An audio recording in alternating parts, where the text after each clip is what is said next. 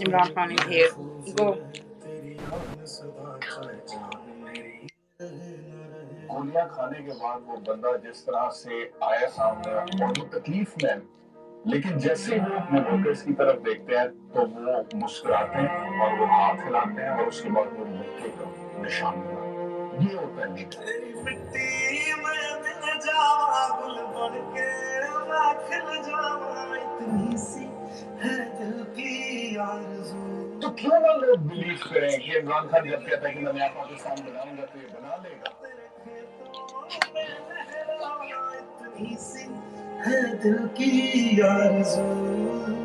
एक मुल्क का प्राइम मिनिस्टर वो मुल्क के बाप की जगह रखता है, उसकी कौम उसके बच्चे होते हैं। मैं कभी अपने लोगों को किसी और मुल्क के लिए कुर्बान नहीं कर सकता। सरसों से भरे खलियान मेरे जहाँ झूम के भंगड़ा पा न सका, आबाद रहे वो गाँव मेरा जहाँ लौट के वापस जा न सका। लोगों ने कहा कि इमरान खान तुम्हारी जान को खतरा है। पाकिस्तानियों, मेरी जान इतनी जरूरी नहीं जितनी आपकी आजादी इस मुल्क को जरूरत है।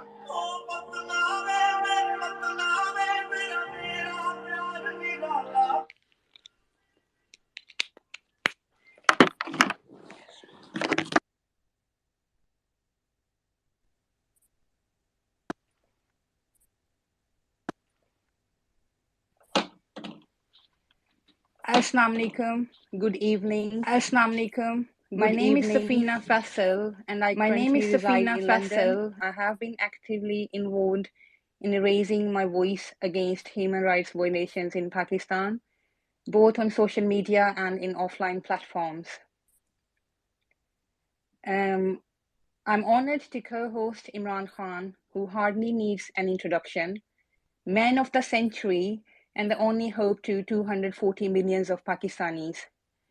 A prominent figure in Pakistan's political landscape, known for his distinguished career as a cricketer, he transitioned into politics and held the position of the Prime Minister of Pakistan. What sets him apart from his predecessors is the fact that he was not ousted due to corruption allegations or offshore assets, but rather for his unwavering commitment to honesty and his pursuit of independent foreign policy for the people of Pakistan, particularly those living below the poverty line. His tenure as Prime Minister left a lasting impact on the nation's political landscape in Pakistan, and we miss that. We miss him as being a Prime Minister. I also have the pleasure of introducing Jeremy McLellan, one of America's rising stars in the world of stand-up comedy. With his unique blend of humor and intensity, Jeremy never fails to entertain and engage his audience. Stay tuned as he shares his thoughts on everything from political challenges to spreading smiles, showcasing his incredible talent in both arenas. It's time to sit back, relax, and enjoy as he challenges Imran Khan with his wit and charm. I'm also thankful to Dr. Umeed-e-Sehar, who has agreed to join us as a speaker on short notice, one of the finest political analysts and journalists Pakistan has ever produced. I have Gibran here, lead of PTI social media team, who keep us posted with the latest news about Imran Khan and is here to make an important announcement. So please stay tuned. Okay, here is hilarious Jeremy and one and only Imran Khan.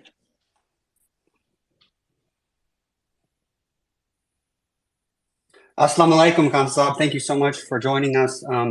My name is Jeremy McLellan. I'm an American comedian who spent years of my life working with people with intellectual disabilities who were Pakistani and Muslim. So when I started doing stand-up, I quickly gained a large Pakistani following. I started doing comedy tours of Pakistan, and I became known as someone who was a friend to Pakistan and to Pakistanis. I want to thank you, Khan Saab, for joining us, and I wanted to start by asking, how are you holding up at the moment? I wish I was here under better circumstances, but I wanted to know how you're holding up.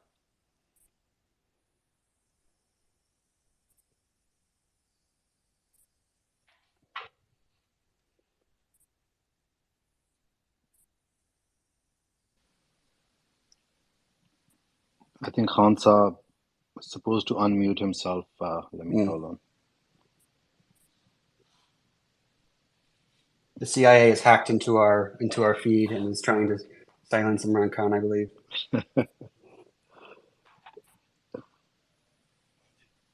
Can you unmute Khan Saab's mic, please? I'm trying to.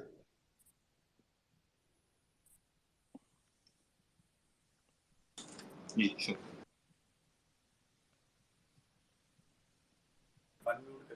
Okay, here we are. So now I can speak. Yes, Khan Saab, we can hear you now. Thank you. Okay. So, well, Jeremy, first of all, let me say it's a pleasure to talk to you. I know about your connections with Pakistan, so oh goodness. So as I said, it will be fun talking to you. You asked me how is my life. Well, I always lived in the fast lane. I mean, my life was never. If for a while things became calm in my life, I felt there was something wrong.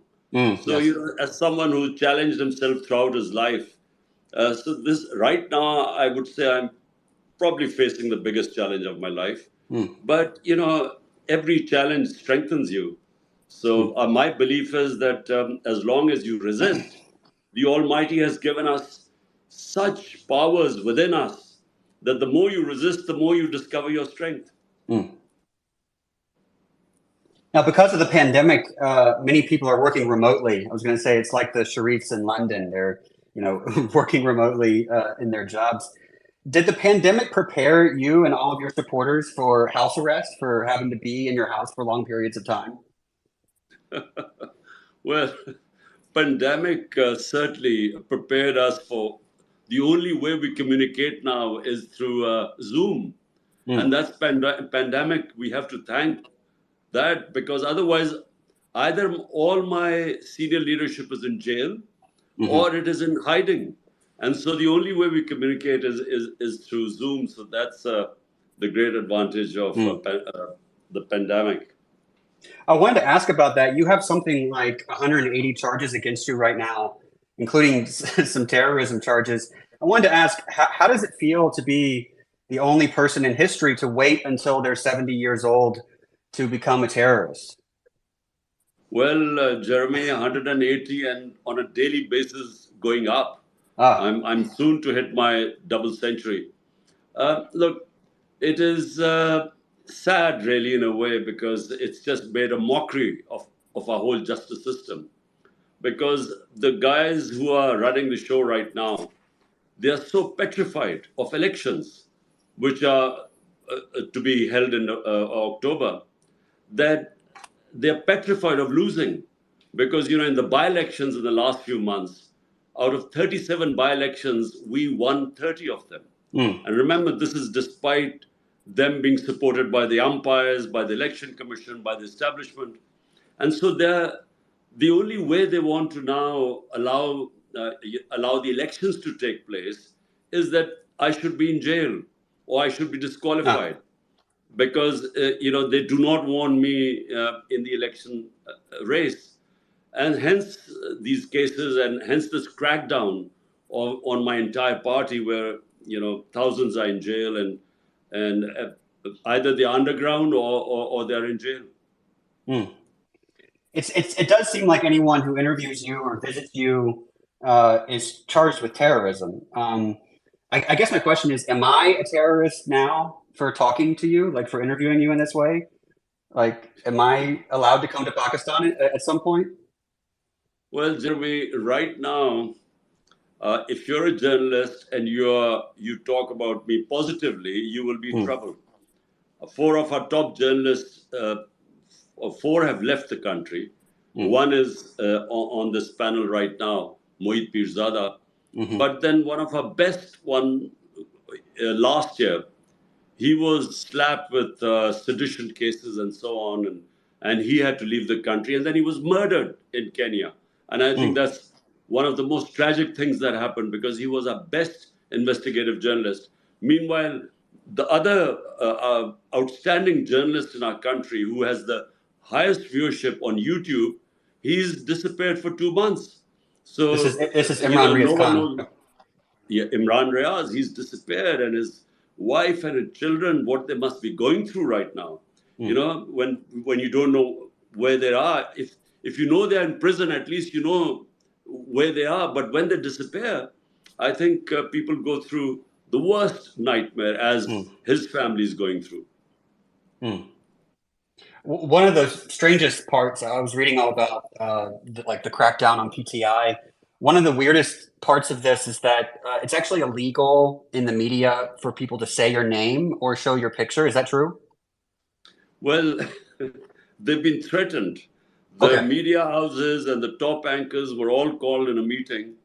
The meeting was very short, 4 minutes, I'm told, and they were ordered that my name was not even to be mentioned on the media. And so people are resorting to, calling you Qasim's father or other sorts of codes for speaking about you, I believe. It's, Jeremy, if it wasn't so tragic, it's very funny what's going on. But it is tragic because, our media, in the last 20 years especially, it really became very vibrant. In fact, went overboard at times. But, the media was able to create this sort of public awareness about political issues that never existed before. And that's the only way someone like me, an outsider, was able to win the elections. My party only grew because of the free media, the vibrant media. And so, the pillars of democracy, one is the free media, the other is independent justice system. Same thing happened with our judiciary. In 2007, this movement started called the lawyers' movement. And the whole idea was that we needed to have an independent justice system. So we were progressing towards a genuine democracy. And then comes this situation right now where we now have, the worst type of martial law. I mean, it's an undeclared martial law right now. Right. Basically, there is no democracy left in Pakistan. And what makes the current, so you said we have an undeclared martial law. Pakistan has obviously been under martial law before in the past. Would you say these are comparable situations? Well, General Musharraf's martial law, and that was from 1999 to 2008. Now, I was his opponent. I was in the opposition. I went to jail for about 7-8 days during his martial law. But I'm telling you, that was liberal compared to what is going on right now. I mean, this is, I feel as if it's like, what people must have felt in Stalin's Soviet Union or Nazi Germany. I mean, people get picked up in the middle of the night. If they're not there, their relatives get picked up. Their houses get broken. They get robbed. The businesses are shut. And this is anyone who has anything to do with PTI. I'm not even talking about the senior leadership. And it's happening to the workers. I mean, it's never happened in our country before. Totally, the media is controlled. The judiciary is under extreme pressure. And I must say some of the judges, despite the pressure, are sort of giving us whatever little relief we get. But I mean, all civil liberties have gone out of the window. Now, talk me through the events of I believe, May 9th, where you reported to the Supreme Court and you were abducted inside of the Supreme Court, correct? Well, I was sitting within the precincts of the Islamabad High Court. Okay. And I was sitting there to get my bail or various bails because, every day I have my going to court is like people going to the office. So every day I have to go to one court or the other when you have over 180 cases. So I was sitting there and suddenly, I'm sitting in the registry office and suddenly I see these commandos. Really, they weren't even rangers, they were commandos. And I thought, first of all, because, my life is at risk, according to the government, my life is at great risk. So the courts had asked them to give me protection. So I thought these guys had come to protect me, that there might be some terrorist hold up there. And then I discovered it was me who they were after. And so they really broke in, they beat up everyone. They beat up the lawyers, the staff there. They didn't dragged me out like I was some sort of a terrorist. And it was all illegal. And later declared by the Supreme Court of Pakistan, declared it unconstitutional and illegal the way they abducted me. And of course, those images, when they went out, it had a reaction. Right.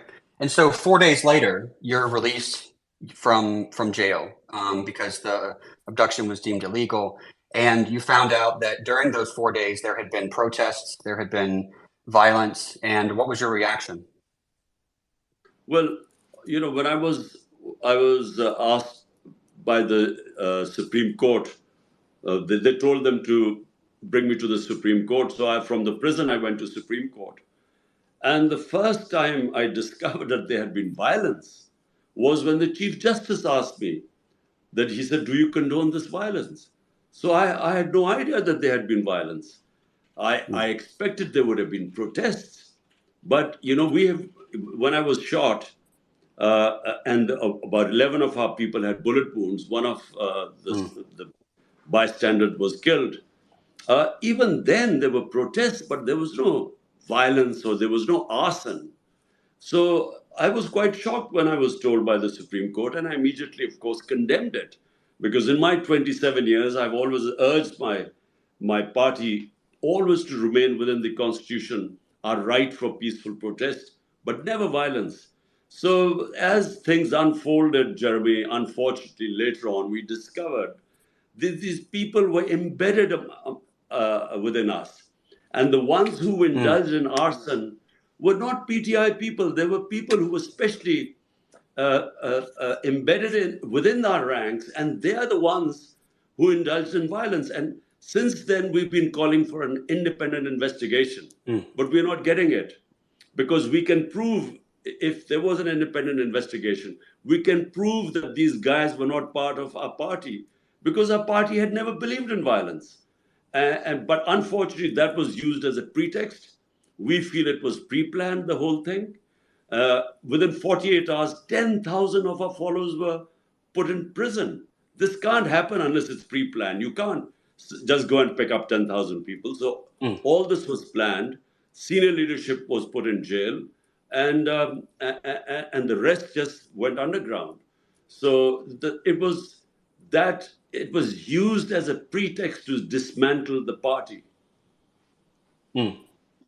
Now, normally, these are the kinds of things that would come up during a civilian trial where they have people defending them. But that I'm being told that's not what the plan is for the people charged with this. That they're actually being there's a push at least for them to be tried, and for you to be tried in a military court.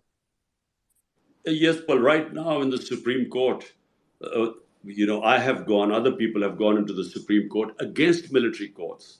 The case is still in the Supreme Court, but the ministers of the ruling party have actually stated that if the Supreme Court gives a verdict against military courts, the government would defy it, just like they defied when the Supreme Court announced Punjab elections on the 14th of May. According to the Constitution, the government refused. So we don't know what will happen, but clearly, there's no room for military courts in a democracy. One idea that I had, because I heard that 10,000 PTI workers were in jail and many others are underground. And then if they put you in jail, what's going to happen? Are they going to allow PTI to contest elections without you? Or are they going to have to change the name? You got to start your own political party. And my idea was to have a political party called the PDKM, which is the Please Don't Kill Me Party, where anyone who leaves PTI can just switch to that party, and then that would be their way to stay safe while they're contesting elections. Well, Jeremy, let me tell you what's going on right now. Now it's a race against time. The tenure of this government ends on the 12th of August. Okay. Now, what they're trying to do is 1 month. Just under a month. Yeah. So what they're trying to do is that they want to have me banned and put into prison before the 11th of August or 12th of August. And so I have these cases and these judges the special appointed judges who are now hearing my cases, really speedy trials going on. And the whole idea is that I should be out of the race before the caretaker government comes in and the election campaign starts. Now, the problem with that is that, the cases that they're going to try and have me convicted in, they are no cases. These are bogus cases. So if they go, but what they want is that they will have me convicted, and then when I go to appeal for the higher court, by the time the appeal will be heard, the elections would be over, so I would be out of the race. So this is the game plan, and also put me in prison so that I can't campaign.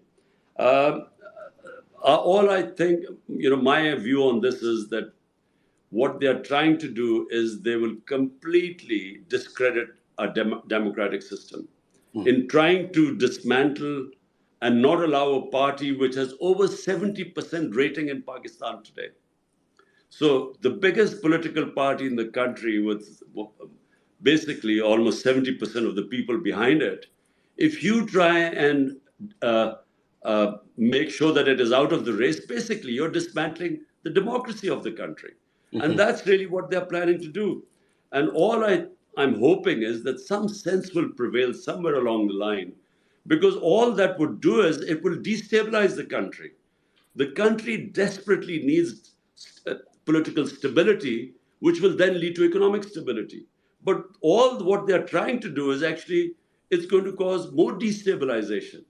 But there's a panic amongst those who are in power that somehow, whatever happens, I should not be allowed to come back into power. Well, one of the things I was reading that came out in the last week that made me laugh was that you were accused of being a secret Israeli agent. Is that right? And I was thinking about all of the different secret religious things. Barack Obama was accused of being a secret Muslim.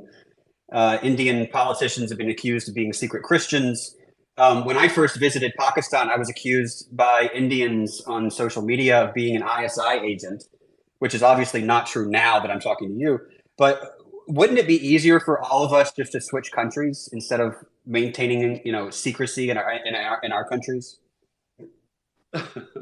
Look, Jeremy, the problem is someone like me, they really find very difficult to place me.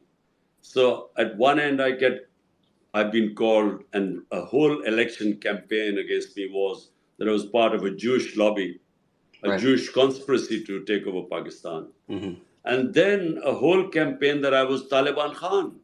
So I was, a supporter of Taliban. And then a whole campaign for last few years, I was I was pro-army, a stooge of the military, and now I'm supposed to be anti-military.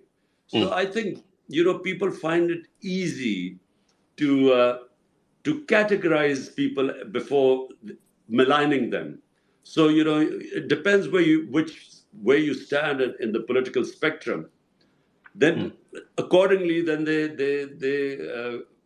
brand you like, Jewish lobby and so on. Point is, the saddest thing is that, my God is Rabbul Alameen. He's God of all human beings. And our Prophet, Muhammad, peace be upon him, was a mercy for all mankind, not Muslims. So, my religion is a universal religion. It is to bring people together, human beings together. And, very narrow-minded people, unfortunately, always, non-leaders, I call it. Non-leaders always do their politics by hatred, through hatred, by demonizing one community to get votes. So you find, non-leaders dividing humanity to come into power, whereas you have someone like, our Prophet, peace be upon him. The first constitution of Medina was where all the various religions were brought together by him. So Christians, Jews, Sabians, they were all brought together under one millet, or sort of one community. And they all had their rights, and all the rights, they were allowed to practice their religion and so on. So it was a very advanced civilization that was set up in the state of Medina. And I find it, people like Nelson Mandela, for me, these are genuine leaders who actually brought human beings together, because people like us who saw I used to play cricket, and South Africa then was apartheid state. And I played with South African cricketers, and I always thought that, one day there would be bloodshed in South Africa. But it was a leader who actually stopped the bloodshed by forgiving the ones who put him through so much, 27 years of his time in jail. And then he comes back and forgives everyone. So these are genuine leaders who bring humanity together. Yeah, I was speaking to some of my friends in Pakistan who are Christians, and they're also supporters of you. And one of the things they brought up was that Christians in Pakistan. I've always found this interesting that the percentage of Christians in Pakistan is the same as the percentage of Muslims in the United States. It's about between 1% and 2%. And one of the things they were concerned about was, Christians in Pakistan being a minority, often being scapegoated by neighbors and things like that. That they rely on the rule of law in Pakistan to protect them, and the recent events have made them a little worried. Well, look, Jeremy, look, what distinguishes a civilized society from a barbaric society? The Romans used to call anyone, the Romans had their laws, and everyone else were called barbarians who didn't have laws. So a human society and an animal society, the only difference is law of the jungle is might is right, and human society is only human if it has rule of law where the weak are protected from the powerful. Now, unfortunately, Pakistan has descended right now into total lawlessness. Might is right. In order to try and sideline me and my party, basically, all fundamental rights have got suspended. And, when that happens, basically all the weak people become vulnerable, all weak sections of the society. So rule of law is what I started my politics 27 years ago. And by the way, I was inspired by England, where I went as a teenager. And for the first time, I saw rule of law, meaning that the powerful were also under the law. Whereas I had come from what was then martial law, where you had military rule, and military rule by definition violates rule of law.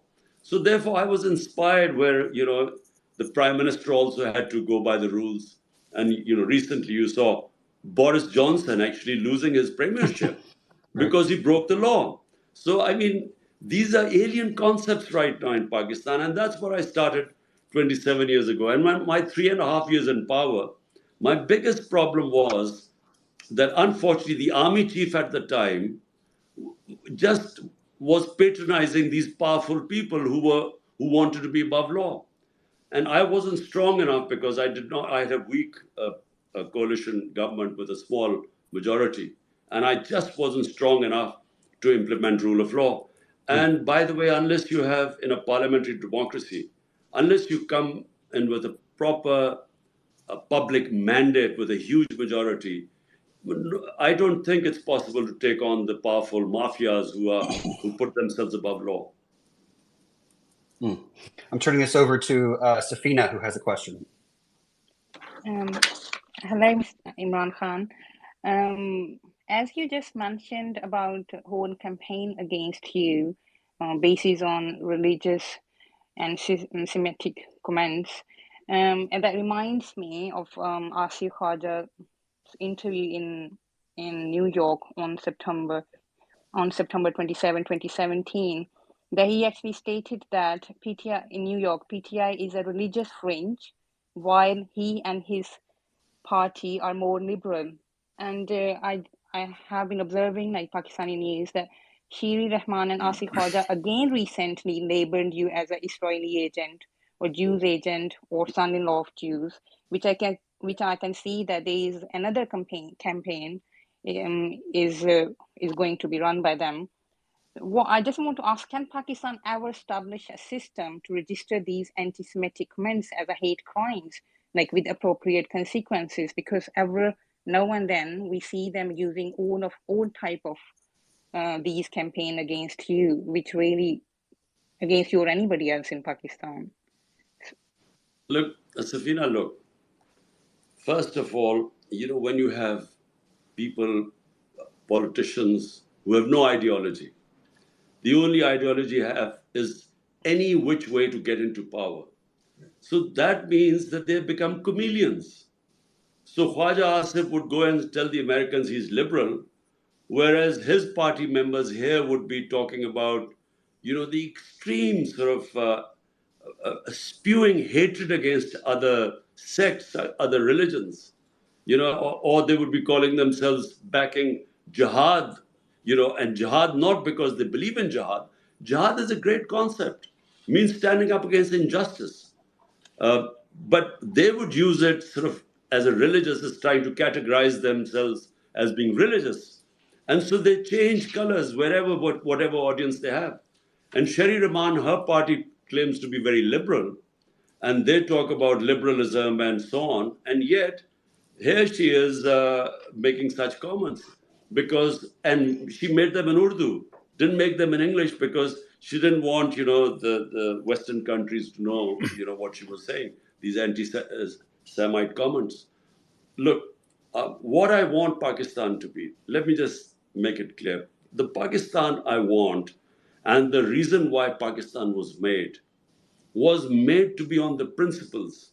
Our founding fathers made Pakistan to be on the principles of the first state in Islam, which was in Medina.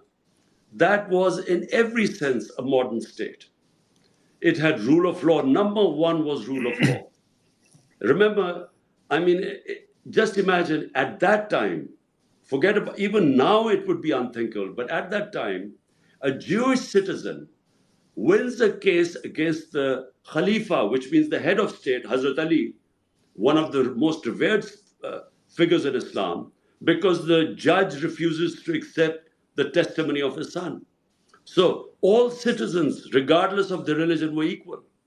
And secondly, the head of state they put themselves under the law. So the Prophet, peace be upon him, is famous saying that even if my daughter commits a crime, she will be punished. The third Khalifa, the second Khalifa, Hazrat Umar, he had his son punished for breaking the law. And so, the state was built on great principles of rule of law, everyone equal, regardless of their religion. And secondly, women were given rights. We don't realize that was the first time women were given inheritance rights at the time. The Prophet saying that man has right over woman, as a woman has right over man. So, imagine at that stage, and then of course, freeing the slaves. Slavery was, first time the Prophet spoke about how you have first to treat them equal, but the best thing is to free a slave. Now, these were, at that time, dynamic concepts. And unfortunately, and then of course his last sermon, where he said, we're all children of Adam. We're all equal. Whatever the color of our skin. So remember, these are 100 years ago, great concepts, modern concepts.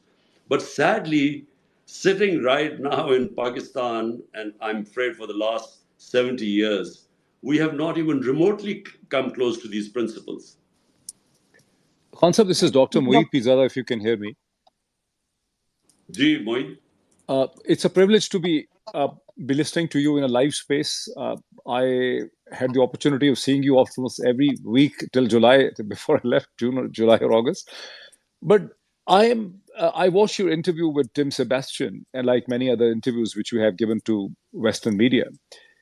And I'm mortified and surprised that someone like you, who's a modern man who talks of Britain, NHS, Scandinavian countries, Nelson Mandela, European history, and American history, is very easily tagged as a pro-Taliban, as a medieval, primitive mindset.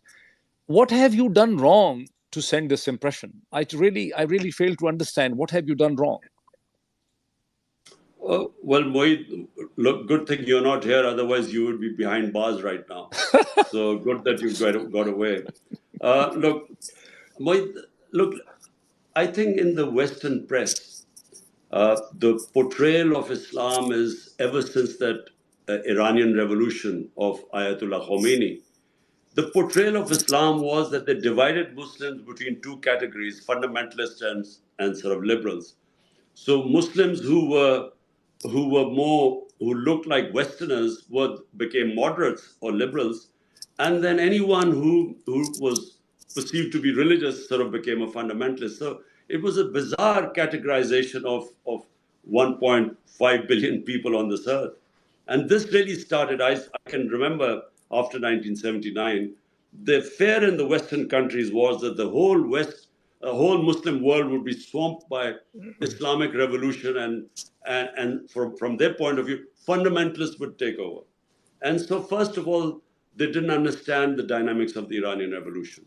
And so it was a black and white categorization of the Muslim world. So when the Taliban came in, they never quite understood the reasons behind how the Taliban took over. They did not even understand the culture. They did not understand the difference between the urban culture in Afghanistan, especially Kabul, and they didn't understand what the rural culture was, and especially the Pashtun rural culture. And so they didn't understand when the Taliban took over what were the circumstances in Afghanistan. No one went into the depth. And so it was a black and white. Taliban were these religious fundamentalists who hated women and so on and didn't like girls' education. And so whenever they ask me questions about Afghanistan, they do not understand that from Pakistan's point of view, our number one priority is that whichever is the government in Afghanistan, Pakistan must have peaceful relationship with them because we have a 2,500 kilometer border with them. We have 3 million Afghan refugees. And when the previous government was in power, we had 3 different terrorist groups operating from Afghanistan and operating in Pakistan. ISIL, TTP, and then, of course, the Baloch terrorists. So from Pakistan point of view, we want a stable Afghanistan. Whether it was the previous government or the Taliban government, we want stability. Afghanistan has been through 40 years of conflict, and the people of Afghanistan have suffered. Now, from the West point of view, when they talk about human rights, and especially women's rights, it would be much better if the West if they allowed the current Afghan government to come into the mainstream. By isolating them, they're actually removing every leverage they have on trying to influence them on human rights and specifically women's rights. So right now, it's a black and white thing. If you talk about the Afghan government because Taliban are there, you are then also supposed to be endorsing the treatment, the girls not going to school. But clearly, I mean, any human society, everyone knows that without women's education, how can a society progress? I mean, in our government, my 3.5 years, we give special stipends to parents of poor girls in conservative areas to send their girls to school. We made 60% of the new schools we made were for girls so that we could encourage girls' education. Because simple, I mean, our biggest problem right now, just to divert, is our population growth rate. Now, every research shows that if you educate the girl child, if your women are educated, automatically the fertility rate comes down. And so, I mean, it is a necessity for Pakistan. For our future, we must educate our women. Khan, it's also surprising, if I add on the woman issue, that you come from a family in which your sisters are highly educated. They work for international organizations. They're doctors, they're engineers, they're economists. Yet you and the PTI has done the largest ever mobilization in the history of Pakistan, the political mobilization of the woman. This is for the first time that hundreds of women in Pakistan's history have been arrested and are behind bars on purely political charges. Yet your opponents very easily show you and portray you as an anti-woman character across the West, where I live right now. I don't know, Mohit. I fail to understand that. I don't know. I think it's quite black and white. because I have a very strong faith in God. I'm a practicing Muslim, and therefore I think they just stereotype people that if you're a practicing Muslim and you have faith in God, then you automatically then all the other things follow, that you must be, in the westernized, you must be against women, you must be sort of very against, you must be illiberal. Although in my opinion, actually my faith makes me very liberal in the sense that I believe in humanity. I believe, I again repeat, my God is God of all human beings, and my Prophet Muhammad, peace be upon him, he was a mercy for mankind to bring humanity together. So and of course I'm anti-war. I mean, I do not believe conflicts, military conflicts are a way of solving problems of this earth. So but they categorize people, and I think that's the problem. Thank you. I think, Imran Khan, because your opponents always are spreading news about you being anti-woman, that's actually the campaign they run in the West, especially. But I also did some search, and they acknowledge that Imran Khan's secret weapon is the resilience of a woman in Pakistan. I feel that despite facing like humiliation, what women have shown great strength against state oppression. We have seen since 9th of May or in last 15 months. And I feel that you are the only politician who speaks honestly, recognizing the vital role women play in governance and freedom. Many of your actually protests are attended by families, including women. However, like women like Dr. They complain about other they complain about Afghanistan's women, but they fail to speak about like Dr. Yasmin Rashid, who is actually 73-year-old gynecologist and a cancer survivor who studied medicine in UK. She's facing terrorism charges and is unwell in jail since 11th May. Zartaj Gul, whose house was actually nearly demolished by police, is now in hiding.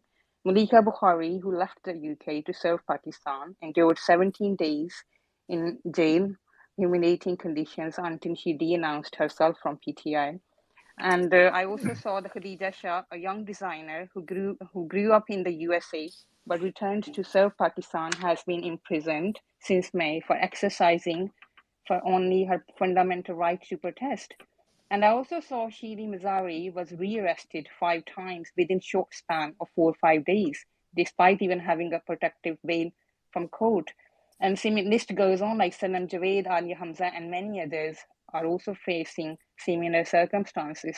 So the question is, why don't these institutions speak about Pakistani women, and what will you do to protect women from these draconian measures and terrorism laws when you come into power, which I'm keeping my finger crossed that you will?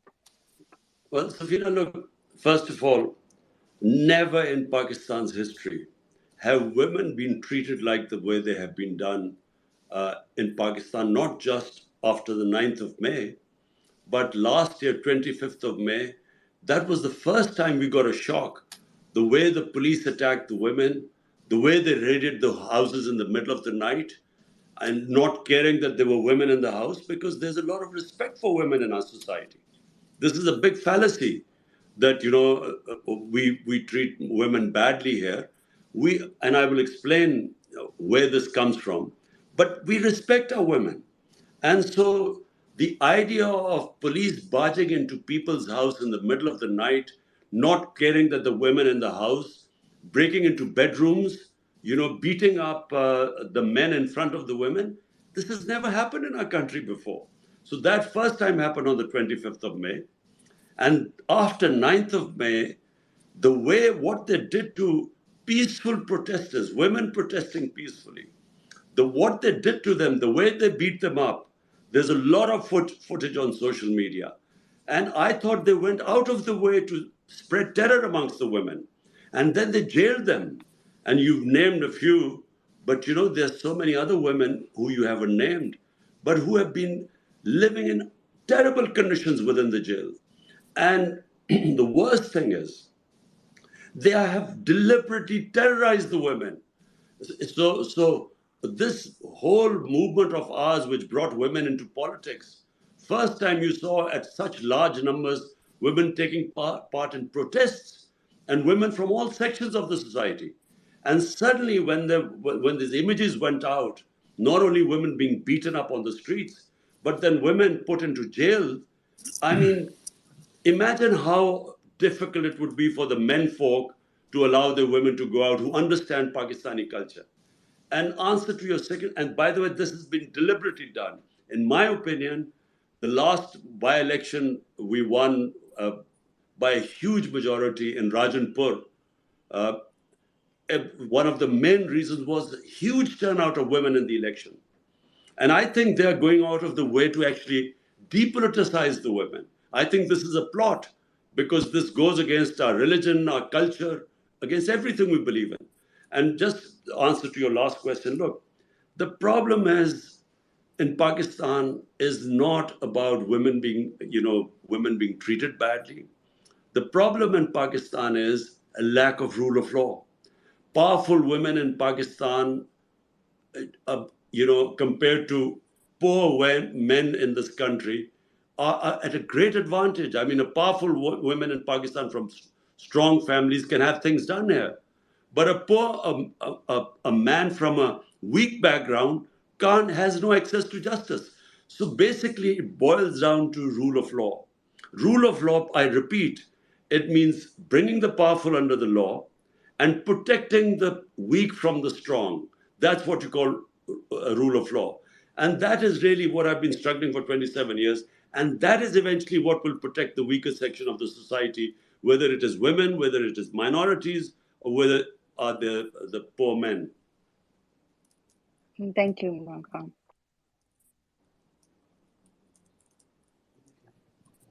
Thank you. Kanslav, I wanted to ask, we've been speaking about misinformation a lot during this time, and I'm not sure if you remember this. I have my own story about misinformation, and that is that I was supposed to go on a comedy tour, and I did. It was my first comedy tour of Pakistan, was in 2017. And when I started advertising that I was coming to Pakistan, it was Nawaz Sharif supporters spread the rumor on social media that I was your secret child in the West. I don't know if you have any idea about that, but that actually ended up on ARY and Geo News, like spoken about on the news. And I had to contact the Sharif administration to explain that I was not your son, so that my visa would be able to go through. And they ended up calling the embassy in the US. I got my visa. I went to the airport, and then on the flight to Pakistan, Nawaz Sharif was removed from office. And so, in a way, Nawaz Sharif's last act of corruption was getting me my visa to go to Pakistan. Jeremy, look, the problem is when you have people desperate to cling to power, because power for them means two things. Power for them means making money and stashing it abroad because they can't afford to keep the money in the country. Because when you make billions, if you keep it in the country, it gets discovered. So you have to send it abroad. So you do twice as much damage to the country when you launder the money out of the country. And Nawaz Sharif and these two families, this is what they've been doing for 30 years. And by the way, they blame each other for money laundering too. So it's not just us calling them. And secondly, the next problem is how to protect that corruption money. So that becomes the second thing. That's how they damage the country even more. Now they want to protect the money. So protecting the money means they must stay in power, because only in power can they protect the money. So this whole exercise of them conspiring with the ex-army chief to topple my government. I mean, their main interest was how would they get immunity from corruption cases. And that's exactly what they did the moment they came into power. First thing they did was they passed a legislation in parliament. And it is incredible that such a legislation could be passed where by law they managed to get rid of, they got immunity from the corruption cases of at least $5 billion, 1,100 billion rupees. So they passed this law and they were able to get away from these corruption cases. By the way, these corruption cases were made against them when they were in power, not during my time. So this is the problem. And by the way, Jeremy, this is the problem the entire developing world faces. Today, countries are poor not because of lack of resources. They are poor because they don't have rule of law. And a symptoms of not having rule of law is corruption and corruption of the powerful. And that's what destroys a country because, according to the United Nations Secretary General's panel, which is called the FACT-I panel, made up of economists who researched over a year to find out why were the poor countries getting poorer and rich getting richer. And the main finding is that every year, now listen to this, $1.7 trillion, $1,700 billion every year leave the developing world into offshore tax havens or into Western capitals. So $1.7 trillion moves from the poor countries to the rich countries and offshore accounts from the corrupt ruling elites. So this is how countries are getting poorer, because they are being robbed by their own elites. It's like if people might not know this, might not have read it in history, the greatest transfer of wealth took place when the East India Company conquered India. And from 1757 onwards, when they conquered India in 1757, India had 23% of the world GDP. And from then onwards, for 150 years, they transferred the wealth of India, was creamed off and taken off to Britain. And Britain had 3 or 4% of the world GDP when they conquered India. When they left India, Britain had 22 or 23% of world GDP, and India was left with 3 to 4% of the world GDP. So, they robbed the country.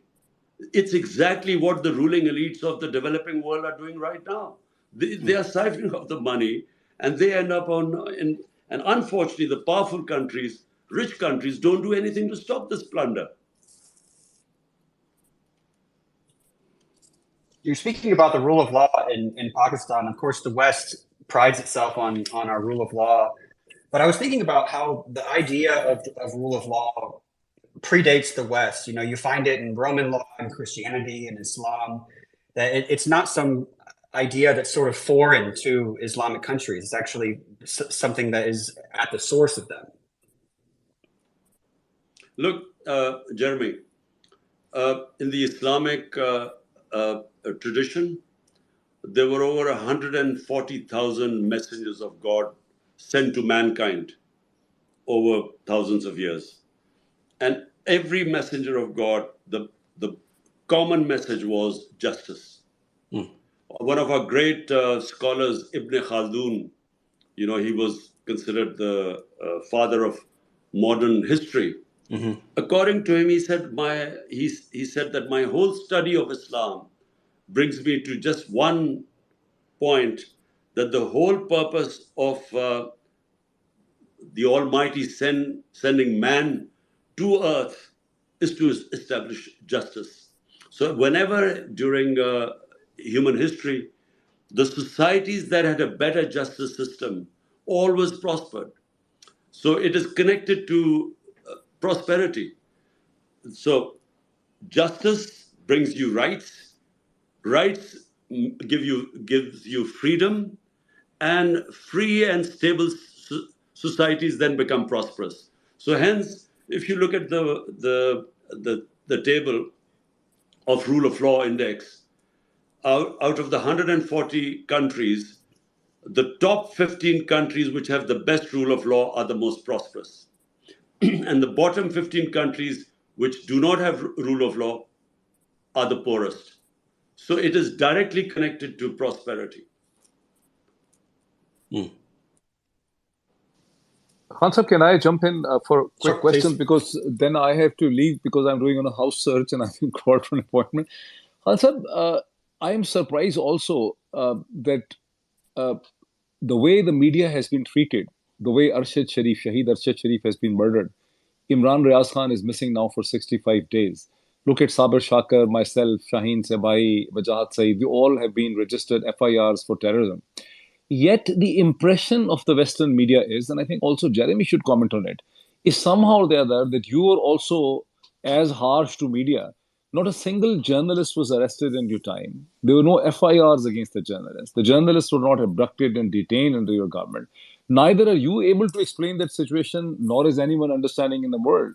There is a sea difference. Look at myself, look at Sabir Shakar, look at Shaheen Sebai, look at Wajahat Saeed, look at the poor Arshad Sharif, look at his family, look at Imran Riaz. Yet they're blaming you for cracking down on media. I mean, how do you explain that?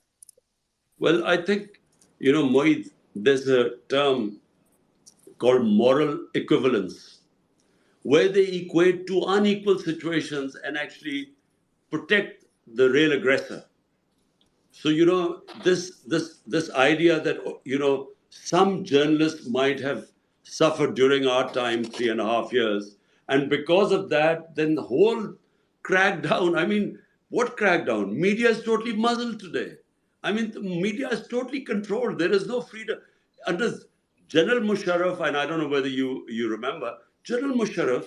The media was liberal compared to what is going on right now. 100%. So it is completely controlled today. I mean, not just that the four of you have left the country, not just that Ashar Sharif was murdered after having to, because of threats to his life after leaving. I mean, what about the 4 or 5 senior journalists who were roughed up and beaten up in Pakistan? I mean, senior journalists like Azamir, like Sami Ibrahim, like Ghulam Hussain. I mean, these guys were just roughed up within Pakistan and threatened. So, I mean, this is unprecedented what is going on, the sort of crackdown. And yes, you're absolutely right. Sometimes they bring out some sort of human rights watch or some report or some international journalism who might have mentioned few journalists got a raw deal. But by the way, I looked at all that there were 10 cases, so I actually had it investigated. There are 10 cases. And all of them, there were 3 of them which has to do with security, where the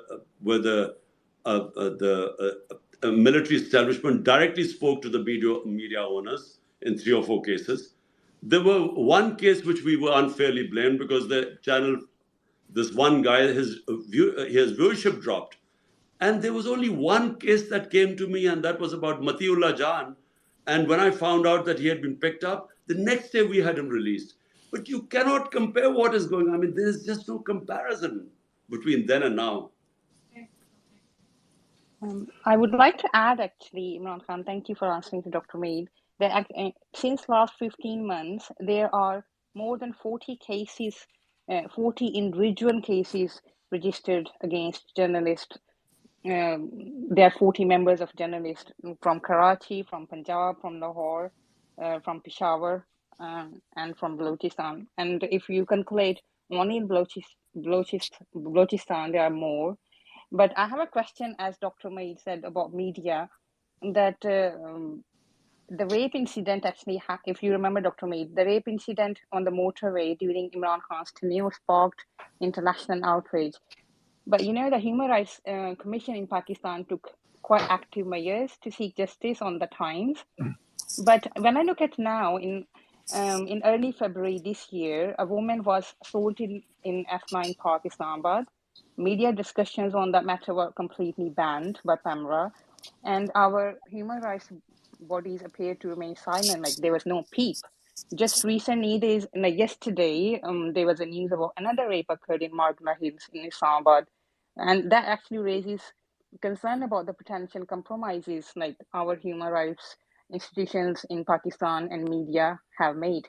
Is there really are the human rights organizations and the media in Pakistan is completely compromised? Because what I heard, okay, Imran Khan's name or PTI leadership cannot be mentioned in TV, but other than that, can all these crimes is also banned? And why actually human rights organizations are silent? Why there is no beep against those things.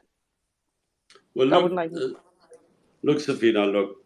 Unfortunately, the media, and I'm talking about our own media, and then I'm talking about the Western countries, two different things. Our own media is unfortunately controlled by the media owners, the bosses. And the media bosses have huge business interests. I mean, they're interested not just running a media house, they have other business interests. And so, for those other business interests, which actually is what brings them most of their money, they're willing to compromise on the freedom of media if those business interests are threatened. We never did that. In our time, the media, if you look at the media, majority of the coverage was against PTI, my government.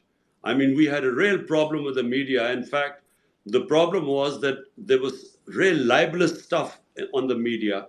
And even I, as a prime minister, I had to go to court.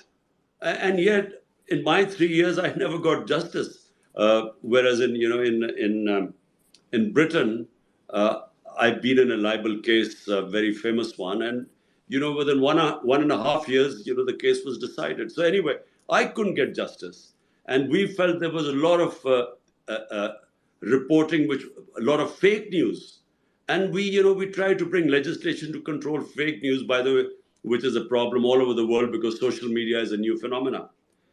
But unfortunately, I found that the media then and the human rights organizations were very vocal at the time, but now with a complete clampdown on human rights, I'm afraid there's not much, hardly any response from them. But about the Western countries, I find that, they talk about human rights when it suits their interests. But right now, I mean, all the talk about democracy, human rights, and so on, it's only reserved for, China and Russia, when something happens in Hong Kong or Uyghurs or Yes. something to do with the Russian dissidents. But what is happening right now, there's hardly any condemnation from any of the powerful Western countries who Yeah, claim that they are the their professed uh, aims are promoting democracy and human rights. yeah, that actually surprises me a lot. Thank you, Imran Khan. Chairman, this is Atif. First of all, thank you very much for accepting my request and joining us at Twitter Space today. I'm really grateful to Jeremy and Safina for organizing this event, as well as our social media team headed by Gibran Ilyas, Imran Hamid, because without our social media, all this, our political movement, our struggle, all these events couldn't have been possible. And then, a friend like Dr. Mohit Pirzada, a mentor who has always been our biggest support, especially during the last 13 months. I don't have any question. It's just I want to bring it to your notice. Alhamdulillah, we have support among 98% of Pakistani Americans. And along with that, we have started getting huge support among the Muslim Americans as well. And on September 2nd, we are planning one of the biggest event on which you will be speaking to over 15,000 Muslim American gathering. And also, I want to make a commitment, like you always say, La ilaha illallah. And inshallah, we will fight till the very end. We'll not leave you alone. All the overseas Pakistanis are with you. And after that, Gibran Ilyas, I think he's also at the airport and he's about to check in. He also wants to make an announcement. Gibran bhai, if you can unmute yourself and make that announcement, because it's a very important announcement. Thank you. Sure. Many thanks, Atif. Concept, you had said that it's the best of times and it's the worst of times.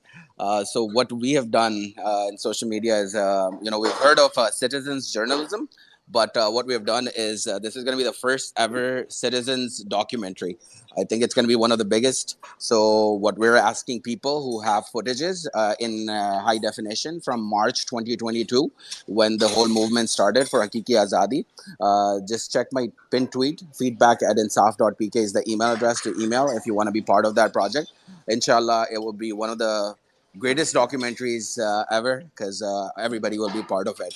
Kansab, my short question is, you once mentioned that PMLN, they're not educated, nor they try to get education. So just recently, Khwaja Asif has blamed, put allegations on Shaukat Khanum Hospital again.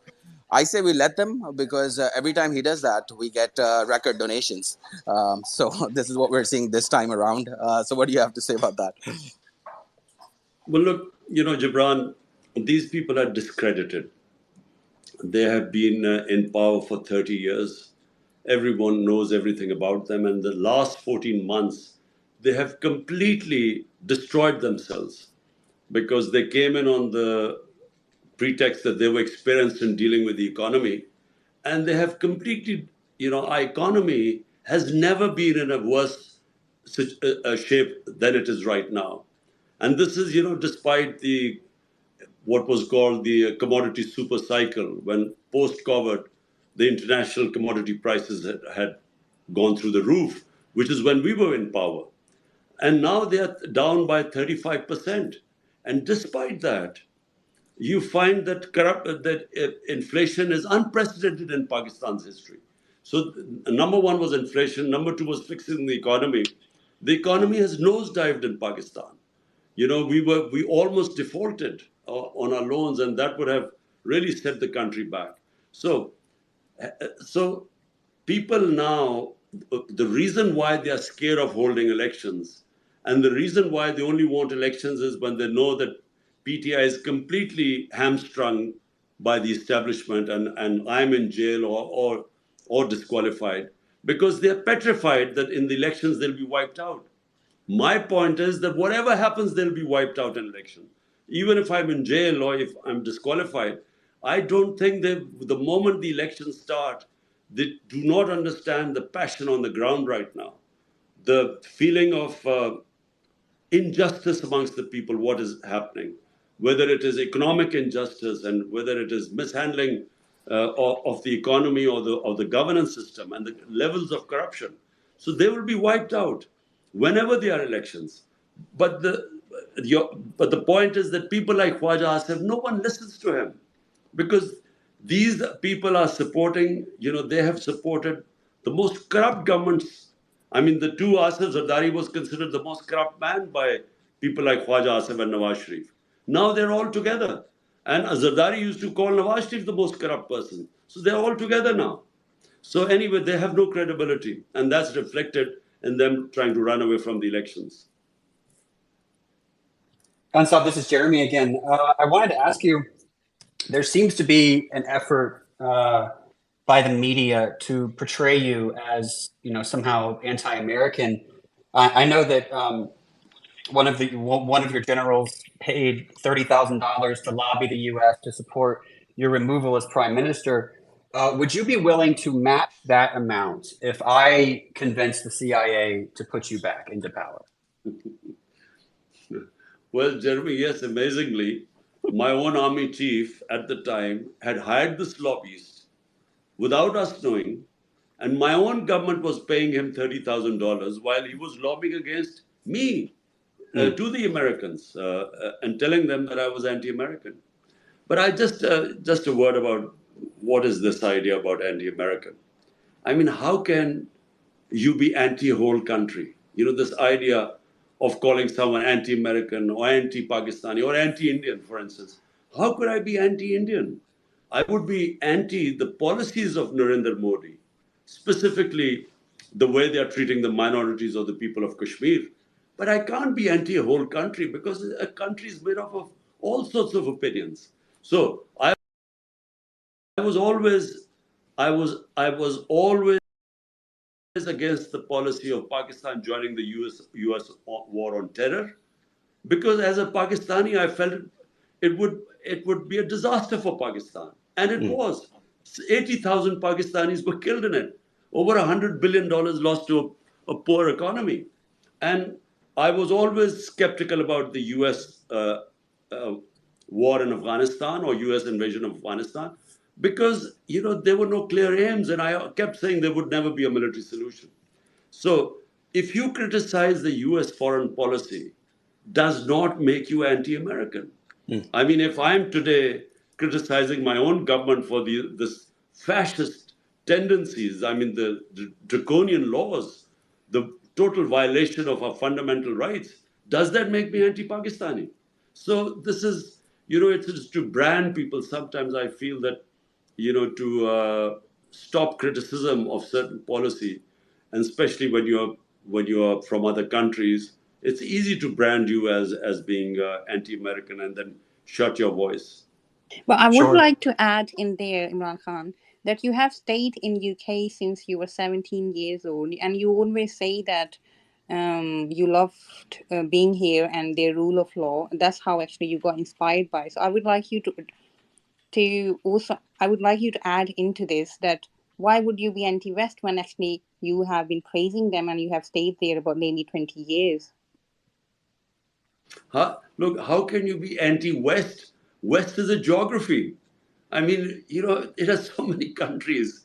These are so bizarre, these terms, he's anti-West or he's anti-American and so on. Look, I mean, Britain, I keep telling everyone that the first time I saw two important things which made the basis of my manifesto was rule of law and a welfare state.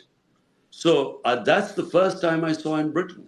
And later on, when of course, I studied my own history and especially Islamic history, I discovered that the state of Medina was based on these two great concepts of humanity, justice and humanity, and a welfare state, and all the great concepts which I saw in England were actually 1500 years ago was actually in the state of Medina, set up by our Prophet, peace be upon him. So, but I also understand the weaknesses of the Western society. I also know their strengths, same as I know the weakness of my society and the strength of my society.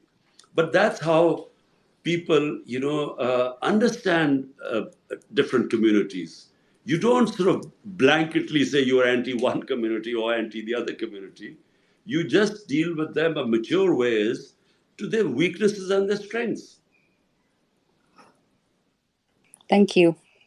As I was getting ready to, coming up with a list of questions that I was going to ask you, my neighbor bought a black pickup truck, and so it's sitting outside. I don't know if I should be worried or not that anyone is coming from me with a black Vigo or anything, but I wanted to ask you. Yes, Jeremy, you should be very worried. Okay. Because if they come in, let me tell you what they'll do. First of all, if they find you, they're going to thrash you. Okay. And if they don't find you, they will pick up anyone who's in your house. They will take them, with them in the black Vigo. They will smash your house. They will rob it. I mean, this guy, I mean, one of my MPs, he was not in the house. They broke open his safe. And they, took away everything from the safe. So it's not just that they beat you up and they rob you, they break the house. In other words, they vandalize the house. They also rob it. So be careful. Right. If I do need to flee, from what I understand, I can hide in Abbottabad, because they never look there, from what I understand. Well, my senior leadership, they will give you plenty of hints because they've been hiding for 2 months. Oh, okay. They're all out of their homes. They're hiding. Gotcha. I think Safina mentioned Pakistani Americans.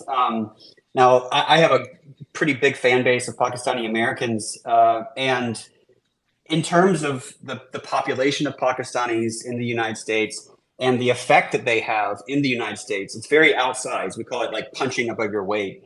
They're one of the most respected and influential groups. Meanwhile, I read that in the last year, 750,000 Pakistanis have left Pakistan, which is great news for us because we love Pakistanis here. They are our doctors and very involved in politics and industry. But I can't imagine this kind of brain drain being good for Pakistan. Look, Jeremy, first, the Pakistani American community is one of the most powerful Pakistani expatriate community. And also it is one of my biggest support, PTI's biggest support does come from not just the Pakistani Americans, but basically amongst the 10 million Pakistanis that live abroad. Mm-hmm. And the main reason is because when they go abroad, like I went when I was a teenager, you see rule of law. And by rule of law, it means that if you pay your taxes and if you don't break the law, you are a free man. You're protected by the laws of the land. And whereas when they come, when you see what is happening in Pakistan, I mean, it would never happen that say, in the US, your house would be broken in by police in the middle of the night and people picked up, beaten up, the house robbed. It's unthinkable there. Because no police officer would dare to give instructions like that because his juniors won't obey them. Because it would be against the law of the of the department, the police department. They're not allowed to do this sort of thing. So the juniors would not accept this. And even if they did accept this order, they would be liable to be sued in a court of law and would suffer heavy damages. But here, unfortunately, might is right. And this is what takes away the freedom of human beings. And it actually creates a society where it completely shuts off the potential of a society. It destroys meritocracy. So it destroys this, only the potential of humans is in freedom. So throughout history of mankind, a human strives for freedom because only free societies, can ascend, can go to great heights. And freedom comes with the rule of law. Now, that's why the overseas Pakistanis back us, because they live in societies and understand what I mean by rule of law. Now, second, what the point is, actually, it's a very serious issue we are facing right now. People are losing hope in Pakistan. And why are they losing hope? Because the establishment is trying to impose on us these crooks and criminals who've been in power for 30 years, who are proven money launderers, who are proven to be corrupt, not just by what we say, but what they say about each other, what the establishment used to say about them. So when these people are imposed on a country, and then you see that the establishment is trying to not allow the biggest party to come into power, which means over 70% of people, the choice of over 70% of the people will not be allowed to compete in the elections. That's when they lose hope, because they look at these faces who they've been seeing for 30 years, and they think they will be back again in power. That's why we have 1.2 million top professionals leaving the country in the last few months. This is the biggest brain drain in our history. And remember, not just that the skills are leaving our country, but also the capital. They will be taking the money out as well. It's a big disaster which is taking place in this country. And unfortunately, right now, the way the establishment is sitting with this government of crooks, this is the biggest, from my point of view, I mean, the cause of hopelessness. And it's because of hopelessness that you find people leaving the country. So my question is about the status or the role of the army in all of this. People ask you lots of questions about the army, and from what I understand, the army is the most competent institution in Pakistan. So anything that needs to get done, whether it's COVID policy, which you were praised for, relies heavily on them. That's just how everything works. But a healthy country needs other institutions other than the army to be strong, to be intact, to be able to carry out the functions of a society. So how does a country transition to having stronger institutions other than the army? I mean, are there any other countries that have done this? What's your plan for this? Well, look, Jeremy, we started off as a security state because in 1947 we got our independence, and the next year we had a conflict with India. Now, from then onwards, there was this fear in Pakistan that we have a neighbor 7 times the size of our country, and will we survive? So the dependence on the army grew. And over a period of time, not just dependence, but, people sort of love the army because, you love an institution which will guarantee you your freedom and your protection. But, subsequently, the country had to evolve. You have to evolve as a country to have a proper democratic system. A proper democracy means genuine freedom. And, that evolution process kept hitting snags because we would have military dictatorship, then we would have a democratic setup come in, and within a decade it would be wound out and the military would come back in again. So this happened 3 times. Now, when it happened 3 times, the evolution of the democracy stalled. So while we would have been evolving as a democracy, unfortunately, it stalled. Now, in the last, how many years should I say, 15 years, our democracy was sort of moving forward.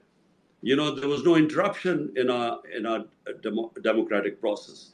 And, we were sort of struggling along on our way, and the democratic systems were getting stronger. And then comes this intervention by the army chief in April last year. Now, a government that had the best economic performance, and this is in the economic survey of Pakistan, you can see that all the economic indicators were positive. We were heading in the right direction, and suddenly he decides to pull the rug under the feet and brings back the same people. And so that's when, in the last 14 months, the country has just gone down the drain. All the worst economic indicators, but even worse, the hopelessness, seeing the same faces again, and seeing the establishment standing with them, and then trying to block the way of the biggest party in the country, so that these crooks could again win the elections. That is what is causing hopelessness. And secondly, that means completely dismantling the democratic structure that had been evolving over a period of time. So we are right now back to square one. And this is why the coming elections, could be vital for our country's future. In my opinion, no matter whatever the establishment wants, I think that people will come out in such great numbers and they will vote against these criminals. And I think we will have a huge change. But, other people are watching the grip of the establishment right now, and then the draconian measures right now. People are just losing hope, and they feel that there's no hope, and they're leaving the country. Okay, Mr. Khan, that actually reminds me what happened in GB. As we are aware, none of the prime ministers in Pakistan has ever served a full 5 years term in last 75 years, despite having their party's majority of the seats. And also, we know that PTI government was overturned in both GB and Kashmir. And on the election day, July 7th, the GB parliament was sealed by the police, and even the assembly speaker was not allowed the entry. So considering all these hurdles, how we can expect that upcoming elections to be free and fair? If the PTI wins a majority of the seat, what does the future hold, given what has happened in GB recently, which you are aware? It is also worth noting that elections announced by the Supreme Court on May 14th were not held in both provinces. So what actually, given these challenges and previous incidents, how we can ensure free and fair elections if PTI wins the majority of the seat? What does the future hold based on what happened in GB, for us, that you were overturned after 3.5 years? So even if we, given these challenges, how we will make sure that free and fair elections will happen, and what will be the future of our democracy? So, Jeremy, can I have just one question after this? Can you? Yes, absolutely. Just a few more minutes of your time. Yes. So I'll just answer this, and then one question after this. Look, Safina, look. What happened in Gilgit-Baltistan and what happened in Azad Kashmir is a disaster for our democracy. Because what you saw was the manipulation by the establishment of pulling down a government. Now, if this keeps happening, the democratic process can never evolve. So you are always, beholden to a powerful establishment, which then decides to make or break governments. And the damage done to Pakistan, and I'm not talking about PTI, the damage done to Pakistan by what General Bajwa did by removing a running economy, a government that had gone out, had dealt with COVID, one of the best top 3 countries in the world, which dealt with the biggest crisis, humanity faced for almost a century, and then brought the economy, the economic performance, 6% growth rate, average last 2 years, to bring down that government and replace it with these cabal of crooks. And then they crash the economy and destroy the governance system. So who is going to pay for this?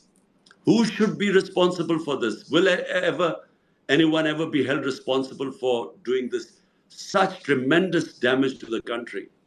I mean, the amount of damage done to the common people, people going below the poverty line, half our industry closed today, growth rate from 6% coming down to 0.3%, which has consequences. When industry shuts down, it takes quite a while to again open up your industry or restart it.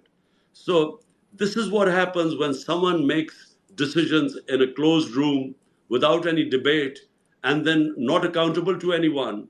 And he can then trot off anywhere while the country just goes down the drain.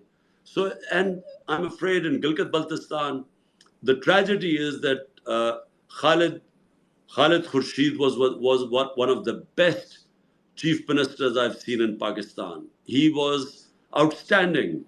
And to actually bring him down and his government, such a great disaster was done to people of Gilgit-Baltistan. I think it is sad what happened. I think it is not just bad for democracy, but for the people of the entire Gilgit-Baltistan province.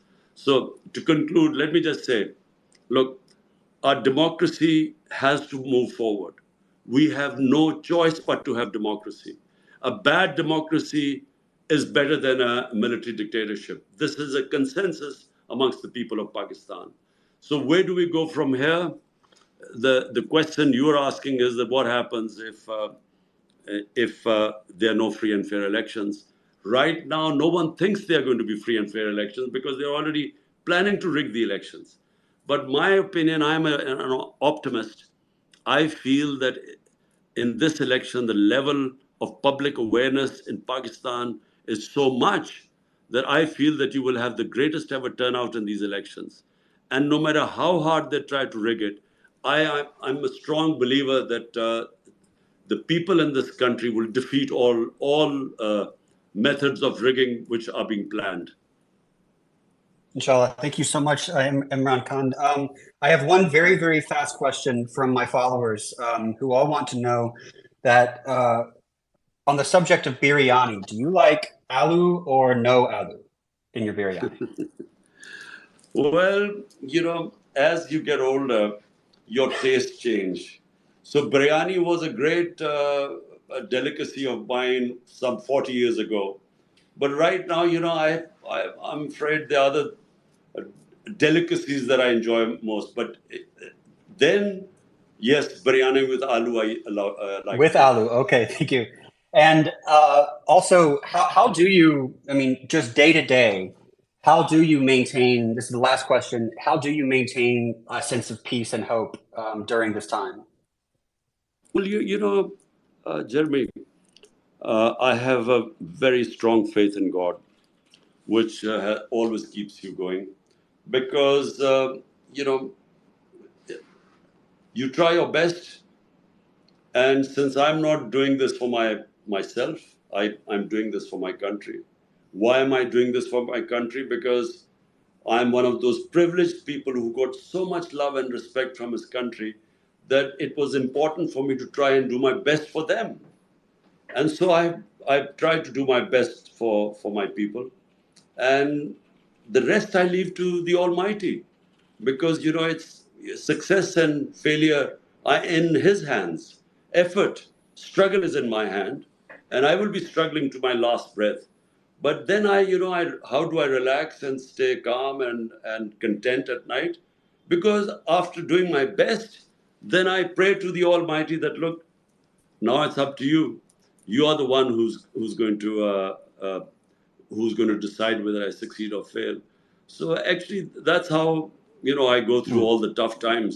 And I have to say that these 12 months, and particularly the last 2 months, have been probably the toughest 2 months of my life. Well, Khan Sahab, thank you so much for joining us for this space.